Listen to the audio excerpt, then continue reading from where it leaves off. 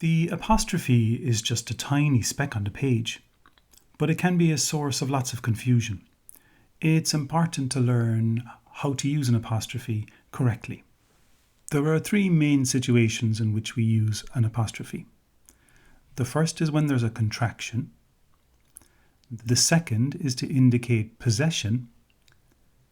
And the third scenario is in the names of Irish people.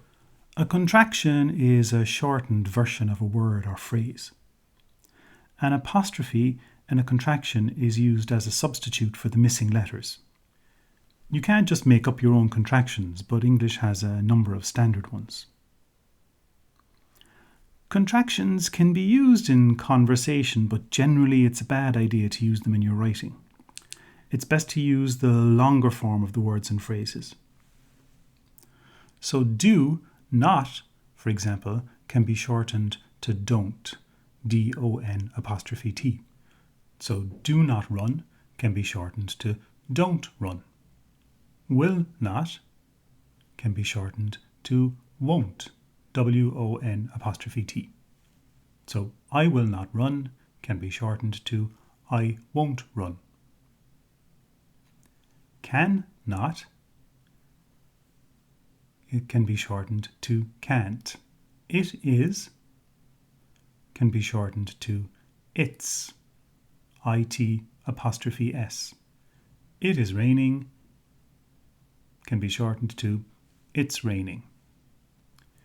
Because is sometimes shortened in conversation to cause, apostrophe C-A-U-S-E.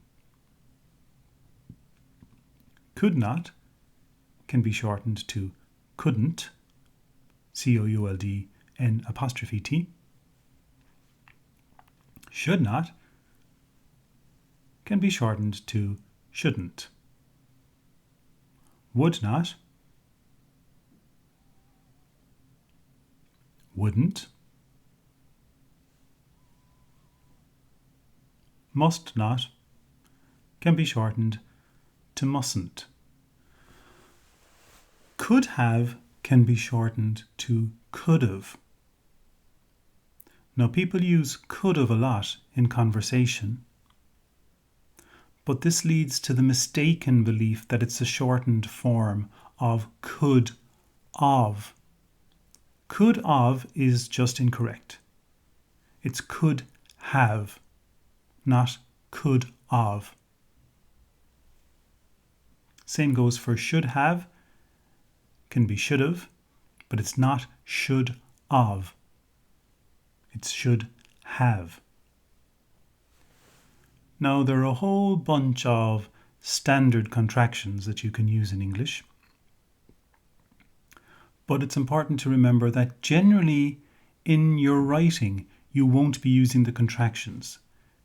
As a rule of thumb, it's best to use the long form rather than the shortened form.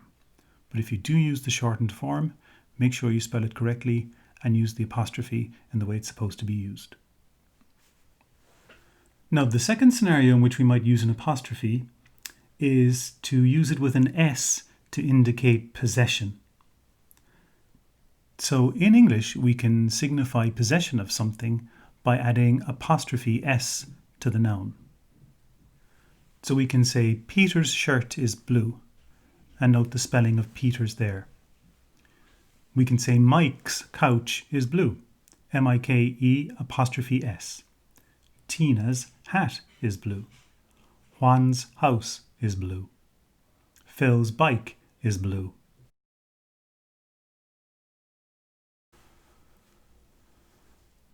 However, it gets a bit more complicated in the case of plural nouns. So here we have the singular form of student. The student is hungry. And when we have more than one student, it's the students are hungry. Students is the plural of student. When we want to indicate possession of a singular noun, we use apostrophe S as before. So we can say the student's food was spicy, S-T-U-D-E-N-T apostrophe S. However, when there's more than one student, when there are students, we indicate possession by putting just the apostrophe and no S. So we say the student's food is hot. students apostrophe. However, there are some nouns who don't use an S at the end of their plural form. So the plural of fireman is firemen. So in the singular form, as before, we can say the fireman's food was spicy. But when there's a bunch of firemen, it's the firemen's food was spicy.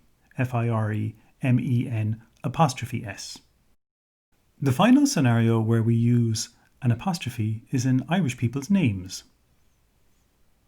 So names beginning with O are very common in Ireland, and typically an apostrophe is used to separate the O part from the remainder of the name. So here we have Tom O'Shea, Sinead O'Connor, and note the position of the apostrophe there. However, if you're in Ireland, you might actually want to use the Irish form of a person's name. If you're using the Irish form, then you should go all in and use any fathers that may be necessary. And note that if you're using the O father form, you don't use an apostrophe. It's just O father. So those are the three scenarios when you use an apostrophe. For a contraction, I can't, I don't, I won't.